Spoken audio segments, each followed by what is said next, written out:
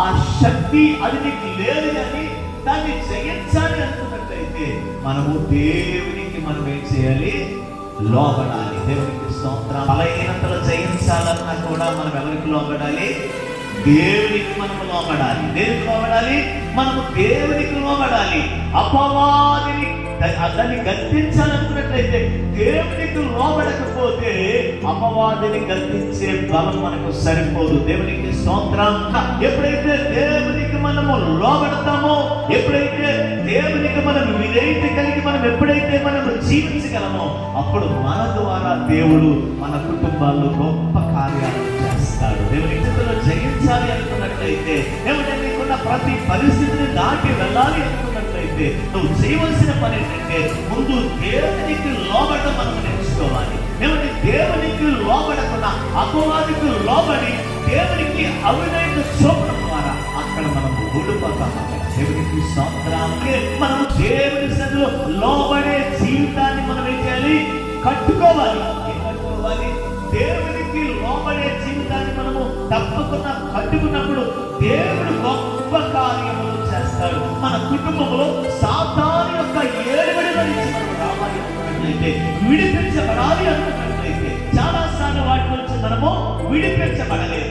వాటి నుంచి మనం బయటికి మనం ఏమాత్రం కూడా రాలేము. వాటిలో నుంచి మనం బయటికి రావాలి అనుకున్నట్లయితే లోబడే మనస్సు మనకి తప్పకుండా ఉండాలి. దేవునికి లోబడే మనస్సు ఉండాలి. సామెతల గ్రంథం అంటాడు, ఒకసారి చూడండి, 15వ అధ్యాయము 5వ వచనంలో మనము చూసినట్లయితే లోబడటం వల్ల మనం ఏమవుతామో అక్కడ రాయబడింది. దేవుడు గద్దించి మనుష్యుడు ధన్యుడు. అందుకే దావీదు దగ్గరికి వచ్చి నాతాను తన భవిష్యత్ అంతటినీ కూడా చెప్తూ ఉన్నాడు. ఒక చిన్న స్టోరీ అలుముకుంటూ వచ్చాడు. దాన్ని ఎలా చెప్పాలి, దావీదుకి ఎలా చిత్రీకరించాలని అని ఆలోచన చేసినప్పుడు, అందుకే నాతాను ప్రవక్త గనక నొప్పు లేకున్నా ఒక చిన్న స్టోరీ చెప్పి దావీదును గద్దించినట్టుగా దేవుని యొక్క వాక్యంలో రాయబడుతుంది. చెప్పాలి, ఆ గద్దింపుకు దావీదు రావచ్చాడా? అవినీతి చూపడా? నేను రాజుని కదా, నేను 127 సంవత్సరాలకి నేను రాజుగా ఉన్నాను కనుక అతడు చెప్తే నేను చేయటం ఏంటి అని అనుకోలేదు. కానీ ఏమంటే అంత మహారాజు అయినప్పటికీ కూడా ఆ వ్యక్తిని నీవే అని ఎప్పుడైతే మాట్లాడాడో వెంటనే ఆ గద్దింపుకి ఏమైపోయాడంటే లోబడ్డాడు. గద్దింపునకు లోబడిన వాడు గొప్పవాడు అవుతాడు, ధన్యుడు, బుద్ధివంతుడు అవుతాడు. హల్లెలూయా. మనము బుద్ధివంతులుగా మారాలి అనుకున్నట్లయితే గద్దించేవాడిని ఉండాలి. అందుకే కుటుంబము నడిపించే నాయకుడు గద్దించేవాడిగా లేకపోతే, ఆ నడిపించే నాయకుడు సరైన విధానంలో లేకపోతే కుటుంబం అంతా ఏమైపోతుందంటే చల్లాచెదరైపోతుంది. మా డాడీ అంటే మాకు భయం అండి, మా పాస్టర్ అంటే మాకు భయం అండి, ఏమంటే ఫలానా వ్యక్తి అంటే మాకు భయం అండి. ఏది కట్టాలంటే వారందరూ కూడా నీ క్షేమాన్ని కోరేవారు.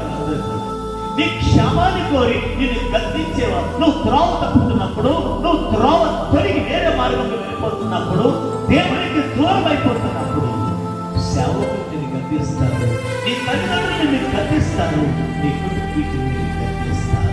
దేవుని వాక్యం తెలియజేస్తుంది, ప్రేమించేవాడంట దేవుడు ఏం చేస్తాడంటే ప్రేమించేవాడు గాయములు చేస్తాడు. దేవునికి స్తోత్రం. ప్రేమించేవాడు ఎప్పుడు కూడా గాయాలే చేస్తాడు. పగవాడంట లెక్కలేనన్ని ముద్దులు పెడతాడంట నిన్ను తెచ్చడానికి, నిన్ను గోపలో తెచ్చడానికి, నిన్ను పాడు చేయడానికి, నిన్ను నాశనం చేయడానికి, నీ జీవితాన్ని పతనం చేయడానికి. హల్లెలూయా. రెండు చేతుల పైకి దేవునికి స్తోత్రం చెల్లిద్దాం.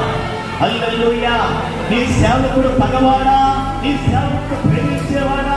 నీ సేవకుడు నీకు గాయాలు చేస్తూ ఉన్నాడా? నీ సేవకుడు నీకు ముద్దులు పెడుతూ ఉన్నాడా? అది మనం గమనించాలి. హల్లెలూయా. అందుకే గద్దింపునకు లోబడేవాడేమో తెలుసా? బుద్ధివంతుడు. దేవునికి స్తోత్రం. మనము బుద్ధివంతులు అవ్వాలి అనుకున్నట్లయితే చాలా మంది అంటారు, మా నాన్న అంత కఠినంగా ఉండబట్టే ఈ రోజు నేను ఈ స్థితిలో ఉన్నాను, మా నాన్న అంత కఠినంగా దేవుల్లో నిలవబడబట్టే ఈ రోజు నేను ఈ స్థాయిలో ఉన్నాను. లేకపోతే మేము ఎప్పుడూ చెడిపోయిన వారు. మేము దేవుని కల్పించే మనుష్యులు మనకి కావాలి. అందుకంటే మీరు శిక్షకు మీరే చేయాలి, లోబడాలి. శిక్షకు లోబడాలి. లోబడితే దేవుడు ఉన్నతమైన ఆశీర్వాదాలు మన కొరకు దాచి ఉంచుతారు. అందుకే ఇప్పుడు మనం చదువుకున్న సామెతల గ్రంథంలో అంటున్నాడు, ఎవడైతే గద్దింపుకు లోబడతాడో ఆ వ్యక్తి అంటే బుద్ధివంతుడు అవుతాడు. మనము బుద్ధివంతులుగా మార్చబడతాము. హల్లెలూయా. లేకపోతే బుద్ధిహీనులుగా మారిపోతాం, బుద్ధి లేని వారుగా మారిపోతాం, దేవునికి అవిధేయతకి తీసుకొచ్చి పడతాం.